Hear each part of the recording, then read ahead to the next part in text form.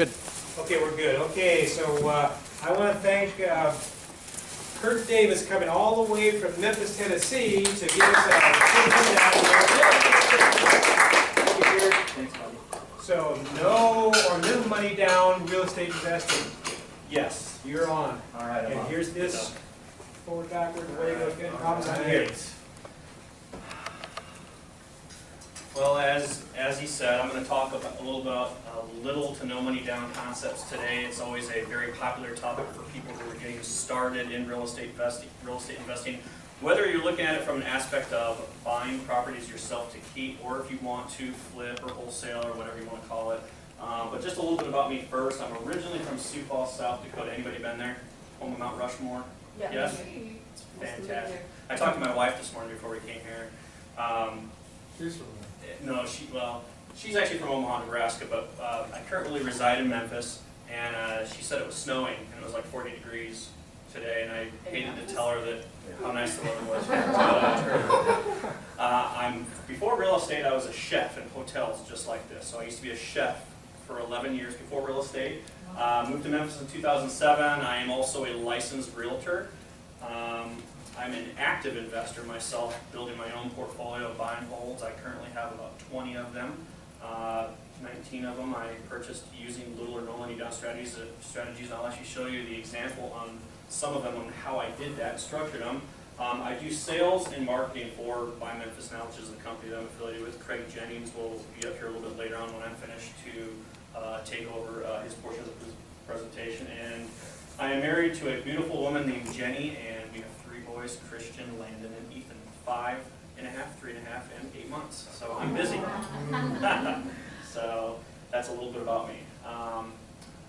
Some of the things I'm going to cover, and can you all see over here? Some of the things I'm going to cover today are what we call driving for dollars. I'll tell you about that. On how you can use assignment of contracts and double closes, or a double close, and kind of what the difference is there. I'm going to talk to you about what we call pipeline loans and versus hard money loans, kind of what the difference is there, how we apply those to our business.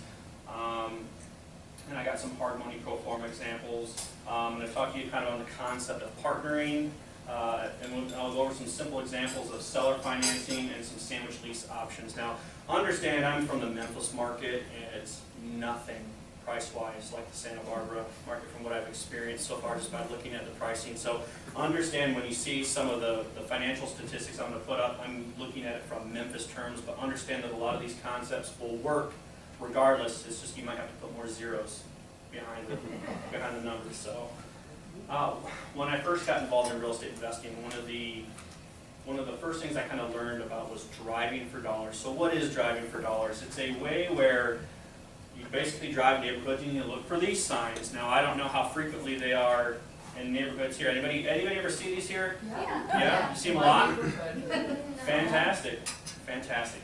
Well, we see these in Memphis also. So, and before I move on, I actually wrote a short little ebook on this, and I actually have a call script on how I talk to sellers. Just follow the link here, buymemphisnow.com/driving-for-dollars. It's free.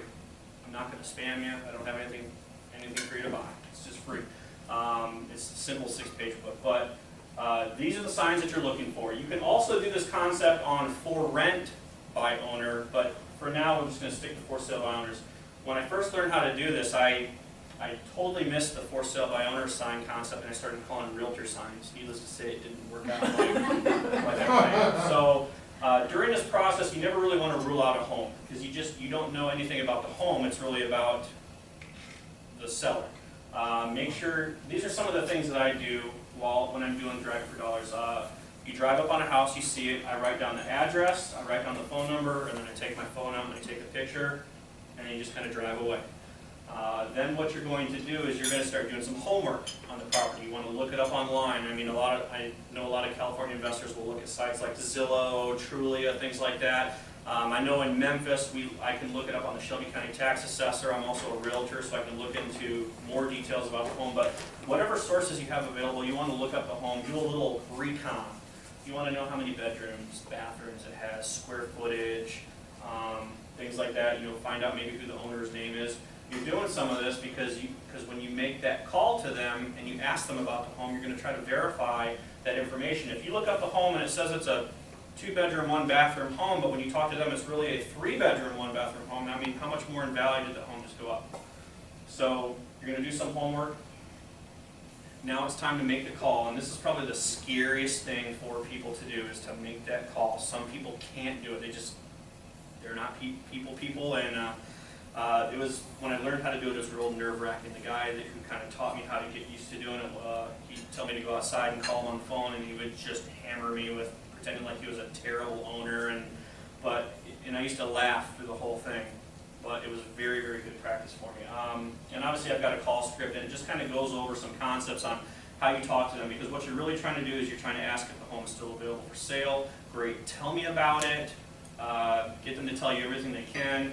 You want to know things about the age, condition of the roof, the HVAC system, some of the more expensive things. When the last time those were repaired, renovated, upgraded, whatever.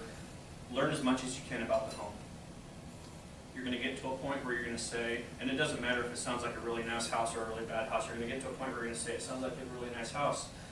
Why do you want to sell? And that's the key. Why do you want to sell? Oh, my husband died and I want to move back to Florida to be close to my kids, and whatever the story is, but you're looking for signs of motivation here. And that's going to kind of help determine potentially if you're going to be able to make something happen, because you're going to get more action out of a motivated seller than you are an unmotivated seller. And like I said, really kind of refer to the script. You can take that and tweak it however you like to work for you, for what makes you comfortable. And like I say, with that being said, the nice thing about driving for dollars, and at least this is what I've experienced in our market, companies like what Craig and I have, we're not out there looking for these homes. You understand? Most of our business comes from other individuals who are going out and finding these homes, like Dan talked about, or the other gentleman using bandit signs. Bandit signs is huge to attract buyers. It is incredible. Bandit signs, using things like direct marketing, yellowletters.com, places like that. Most of the homes that we are getting these days, I'd say the averages are pretty good, that we are getting more homes from people who are using bandit signs and direct marketing than when Craig and I are buying properties off the MLS that are typical foreclosure. It's a real close ratio, but some of our best deals come from people who are doing this. What is a bandit sign? You drive around the corner, you see a little sign that says, "We buy houses." Oh, So if you've been thinking about selling your house and you see that sign, you might call that sign. okay. And you're going to get someone like me on the phone or someone like them on. You just never know.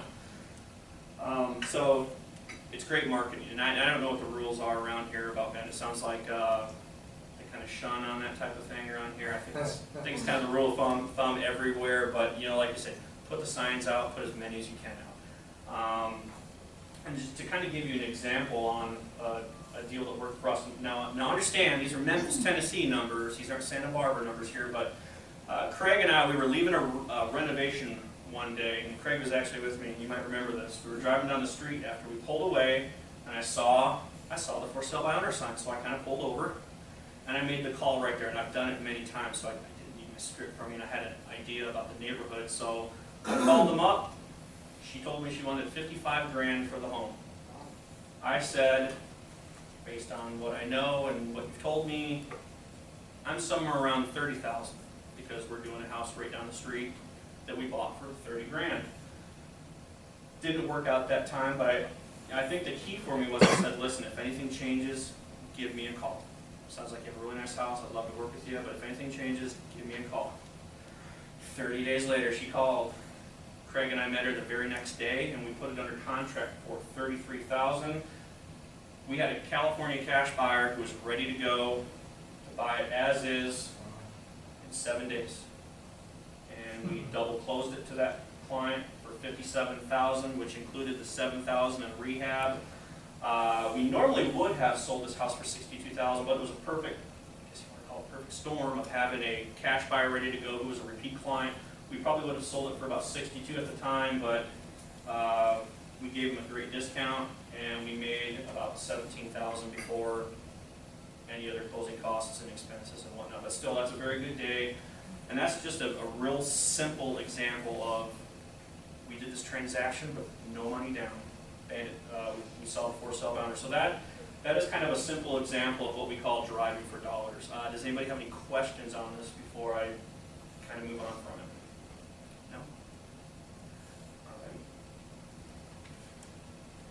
No? All right. There's kind of two ways to do real estate from like a flipping standpoint on how to put property under contract. There's the assignment of contract method, and then there's the double close method. Most people are doing the assignment of contract because it truly is zero out of your pocket to do this. So in that example I gave you of driving for dollars, what you can do is you get the home under contract, you put buy Memphis now and or assigns, or your company name or whatever, it doesn't matter, and or assigns after that. Once we get the home under contract with the seller and we find a buyer, that buyer will then sign our assignment contract. Now, the real big difference, there's kind of two of them between assignment of contract and driving for dollars. In the assignment of contract, your end buyer is going to know how much profit you are making. It technically shouldn't matter if the numbers work out for them, but I've seen it happen many times where they're fine with it for now, and then they start thinking about it a little bit, and they're like, ooh, I don't really like the idea that this person's making $20,000 on me, so then they might pull some hijinks here on the 11th hour and try to back out of your deal or force you to lower the price, and now you're in a pickle because you sadly don't have an option. But the assignment of contract is a truly way to do it zero down. You should always get some type of non-refundable deposit from the person who's buying from you. If you cannot get any type of deposit from them, I wouldn't do business with them, because there's nothing binding them to this agreement. There's no skin in the game for them. The actual owner that you're dealing with, or the seller, they don't know how much you're selling it for, because they've got a contract for you that you've already signed with them, and that's the one that's going to be in place. But like I said, that's kind of how you do the assignment contract. You put a property under contract with the seller, and then there's a separate assignment contract that your end buyer will sign. They will see how much you're making. If you're concerned, go ahead. Do you normally use a CARD form, or do you have your own contracts? What do you recommend? It's interesting because you can Google assignment of contracts. You can go anywhere and really find these documents. So at least from my standpoint, there is not like a set legal type of assignment of contract. All of it really kind of has the same basic language in it. If you are worried about whether it's legitimate or not, get with your closing attorney. If you don't have a closing attorney, call them and show it to them and just have them check it out. Yes? Okay, so let's say you're face to face with the seller. Okay. And say, okay, I'm interested in your house, but I don't want to buy your house, but I want to sell your house for you. Or what is the wording that you say? Oh, that is the million-dollar question. The way I have approached this in the past, because you're right, you know, a lot of people do this and they actually don't have the money to buy this. Now, obviously, in your guys' market, when you're dealing with, I guess, what you would call super cheap homes at like $500,000, as opposed to what we're dealing with in Memphis, it's a whole different game. But still, it's the same. If you don't have the money, you just don't have the money, right? I feel better letting people know, letting the seller know up front that I'm not buying the home. So I have approached it a different way that kind of takes the pressure off of me and the pressure off of them. I'll kind of sling my lingo here at you, and you can kind of take it for what it's worth. It's not 100%, but usually what I'll say is, Mr. or Mrs. Seller, and like I say, understand that in Memphis, you know, typically what we're going to do is we're going to sell this house to people around the country. Now, it might be different around here because a lot of the investors, whatever, you might be dealing with people here locally. Same thing. I'll usually say something like, Mr. and Mrs. Seller, I work with a large network of cash buyers from all around the country. Or I work with a large network of cash buyers in the Santa Barbara metro area, whatever you call it. And I would like to have the ability to present this home to them for the next 30, 60, 90 days. Now, your market sounds really hot out here, so I don't know if they're going to just give you 90 days, but try to get as much time as you can. And I'd say, you know, I'd like to have the ability to present this to my network of cash buyers for the next 30 days. If at the end of 30 days I cannot help you sell this home, we can part ways as friends, or we can look at a price reduction. Right there, in saying it that way, I've just let them know that I am not going to buy your home. I'm here to try to help move it for you.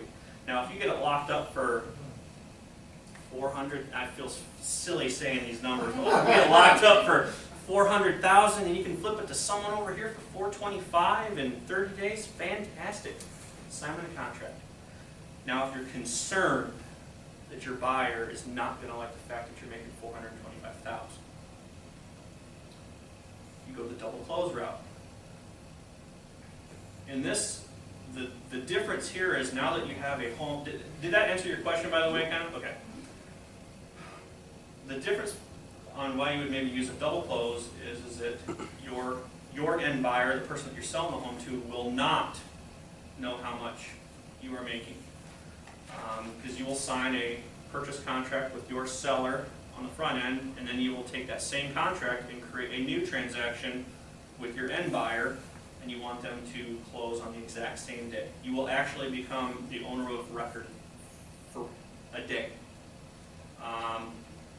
And I don't know how the laws are here, but back in the day, it used to be no big deal to do double closing. I don't have any money. Your end buyer's money comes in first, and they use that to do the transaction, but it's different now. And can anybody verify this here? You actually have to have the money. Is that correct here? Same thing?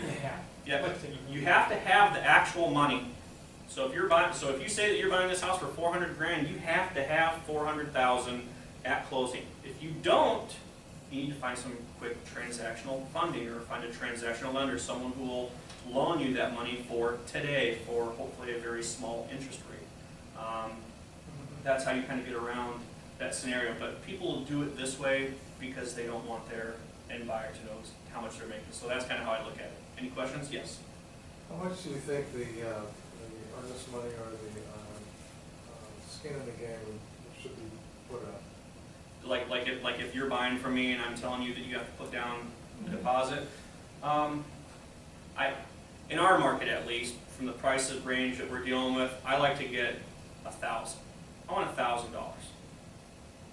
And if they're a cash buyer, we need to close in 7 days or less. Because if you're a cash buyer, you should have the cash.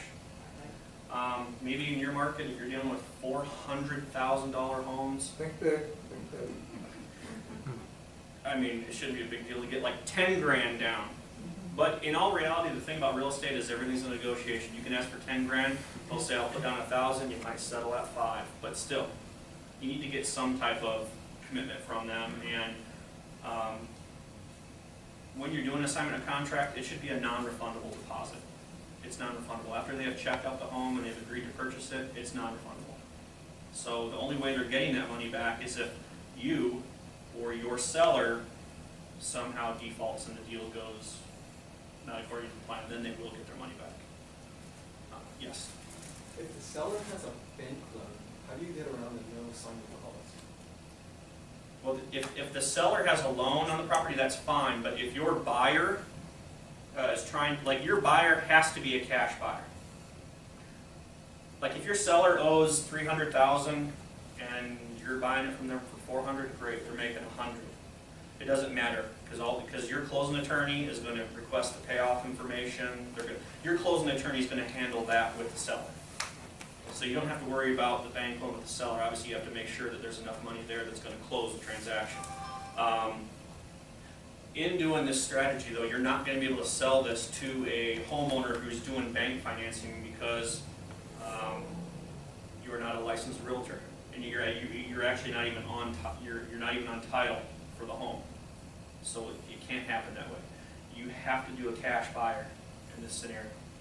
But if it's a smoking deal, it sounds like cash buyers out here are the problem. Did that kind of answer the question? Okay. Pipeline loans versus hard money loans. Now, companies like us, we rely on using private money from individuals. That's primarily how most what you would call turnkey operations work. And I know that Dan probably has access to a lot of private lenders to help fund a lot of his transactions. So how do you find the money? Networking. Really, networking is the key. You talk to people like Linda, you go to the events, you talk to Dan, you come to his events. You can get online and Google hard money lending companies, and there's companies out there. Now, I can tell you it's a lot easier to get money from private individuals here that you meet through networking as opposed to going through these companies. But if you don't have access to private money and you can get a lender, now you're in business. The difference, what I would say the difference between these two types of loans is pipeline loans are usually lower interest, longer term, and hard money is higher interest, shorter term. Exactly, like what I said. What are the terms? The types of terms, really it's kind of a negotiation. You're going to negotiate with the lenders on what their loan, their points and fees are. Some lenders might charge, say for example, 5 points loan origination fee, and then they want a monthly interest only type percentage until it's paid off, and terms are usually 3 to 6 months. The more private lenders you have, and if they want to make you loans, now you're kind of in the pole position here because now you can negotiate lower terms and rates. A long time ago, several years ago, the standard for us in Memphis used to be 5 points loan origination fee and 1%. But the more credibility you have, the more track record of successfully completing deals, more people want to start lending you money. We have so much private money that we can't put it all to use. So, I mean, that's good for us because we get some pretty low rates for us, which helps us in our business. Also, if you have private money, I kind of say, you can now play with the big boys, or you're in the big leagues now, because now if you have a private lender, you can actually bid on listed foreclosures. As opposed to if you didn't have actual money, then you're kind of doing driving for dollars, bandit signs, things like that. But now if you actually have access to money, you can bid on listed homes, in which sometimes that may or may not be the best place to get your inventory, but it just opens up another channel for you. So you're talking about auctions? No, like banks that will have foreclosures, they'll list them with a listing agent. You can now offer on those, and exactly like auctions. We've done a lot of investing where we've purchased homes at the courthouse steps before, where you go down there and it's a straight auction style system. And they've changed a lot of the rules on how those work to kind of weed out the people who are just trying to lock up deals for 24 hours. A lot of places now you actually have to have the cash. I've even heard of instances where they have to verify that you have the cash.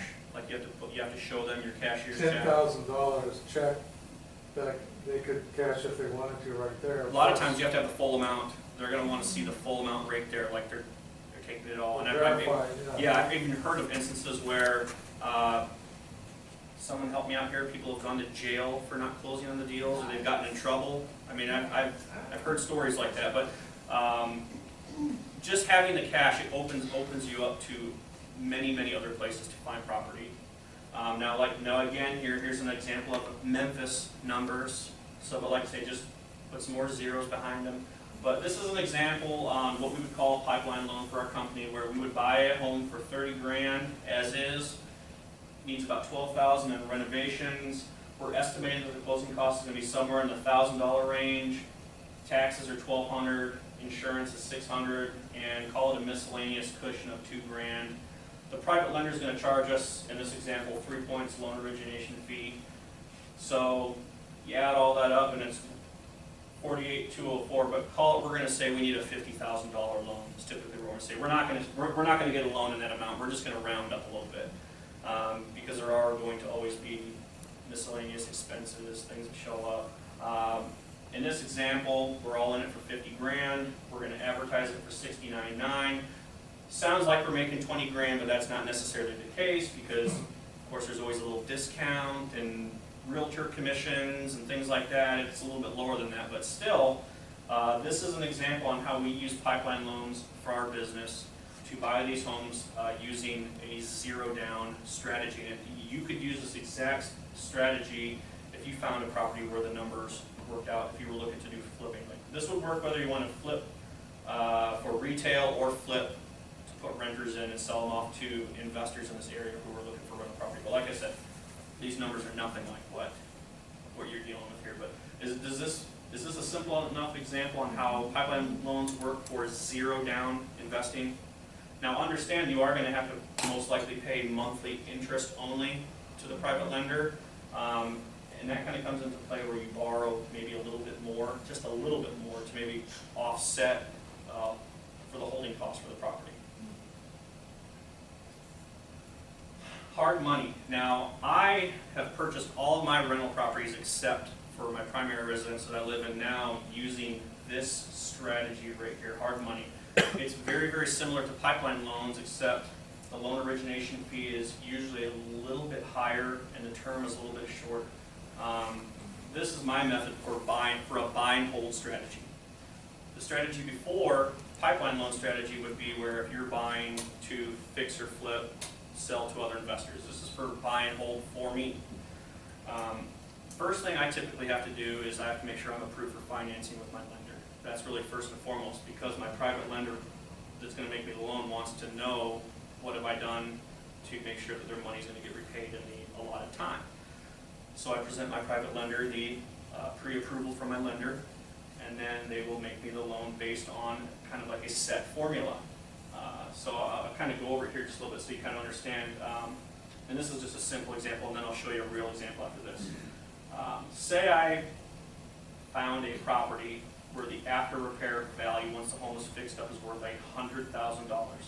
I typically called my appraiser on this instance, and he said, yeah, when that home is fixed up, it's worth $100,000. I know that if this purchase is mortgage number 4 or less, with my primary residence being 1, that means I've got 3 spots. The maximum refinance loan to value I can get is 75%. So in this example, I can get a $75,000 loan all in, but I'm not going to borrow all $75,000. I'm going to get a 70% hard money loan, or $70,000, and I'll tell you why in a minute. So in this example, the purchase price of the home as is $52,500. It needs $10,000 in rehab. They're going to charge me 5 points loan origination fee, which is $3,500. They're going to take that right off the top. And I'm estimating that closing costs with taxes and insurance and some miscellaneous fees is $4,000. When you add all those figures up, it's $70,000. I just now purchased a distressed home, zero down. Now understand that I am going to have to pay, there are going to be a little bit of expenses on this, and I'll show you how. Because I got into it zero down, but now I have to pay my monthly interest-only payment to the private lender for roughly 2 months. I'm going to get this refinanced in 2 months. That's how long it's going to take. And it's usually the lender that takes the longest time on this, is what I've experienced. I'm also going to, in the financing paperwork, you're also going to have to pay for your appraisal, which is about $500. So if I'm paying 1% interest only on a $70,000 loan, if I have to make 2 payments, there's $1,400 plus the $500 for my appraisal. When the bank sends when the bank orders the appraisal and it comes out in this perfect example scenario, it comes back in at $100,000. So far my cash outlay is $1,900, but then they're going to refinance at 75%. On average, your closing cost for the refinance, to include prepaids, lender fees, points, closing attorney fees, and whatnot, is $5,000. It kind of washes that out, so I don't have to bring any additional money out of pocket at the closing.